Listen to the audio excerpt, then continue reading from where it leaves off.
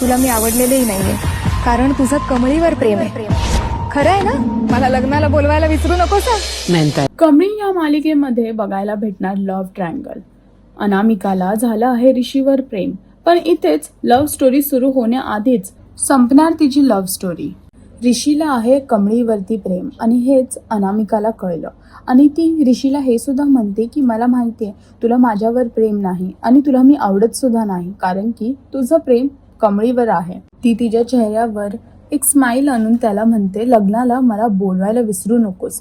तिथेच दुसरीकडे कमळीसाठी ऋषीकडे घातली आहे मागणी. आता बघायचं आहे की पुढे काय होईल आणि ह्या दोघांच्या मैत्रीमध्ये प्रेमाचं वळण येईल का हे पाहण्यासाठी कमळी ही मालिका पहा आणि अजून अपडेट्ससाठी टेलीचक्कर रिजनलला सबस्क्राईब करा.